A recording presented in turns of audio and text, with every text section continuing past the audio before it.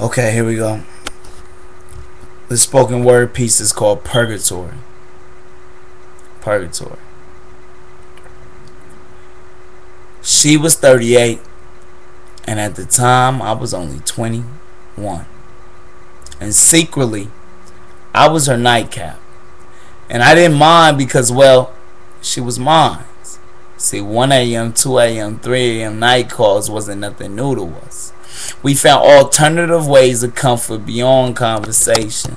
See, no words were needed. Her body language spoke to me in more ways than her words could ever amount to. Physically, we found pleasures between us that grew more intense mutually.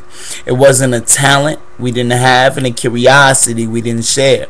See, we only became more curious on how climatic the climax could happen. Fascinated by each other's fetishes, shit, we became each other's fantasies. I told her my appetite was curious, and she said she was there to feed my sexual hunger. It was the 21st floor, apartment number 2110. I pulled my sexual chair to her table and I began to eat away. Hours later, we lied naked as she confided in me her secrets. Only she was in her circle, so she entrusted me in late hours. Confessions. She was indeed the baddest woman that I ever knew, and conversation was my access in between her thighs. So my only job was to nod my head and listen closely. Then she would show me desires that I never knew.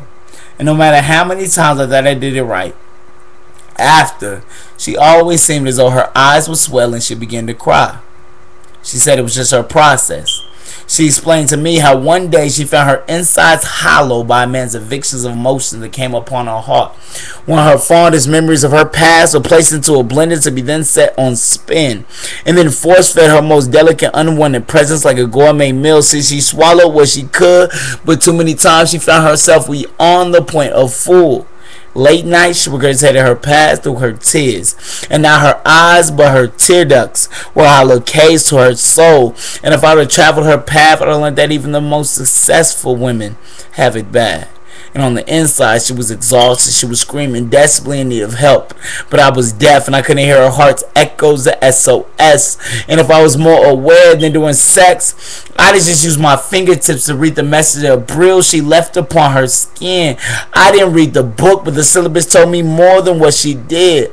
But I did nothing, as though I couldn't hear the noise of nothing is echoing throughout the house. And I admit that the only time I pretended as though I cared is when she opened her legs. And I wish that sex was the answer to all her problems, but I knew it was more than what she happened to share. It was like throwing a penny instead of a dime, or wishful thinking inside of wishing well. Wishing the prize wasn't so large you needed 10 times the power, and you should have threw a $100 bill instead. She said wishes are for silly bitches, so wishes are for fairy tales. And she knew from painful pictures of reality that her storytale was real. See, she never dreamed, she only slept. Because one time she fantasized and she woke up to a reality that was fucked up.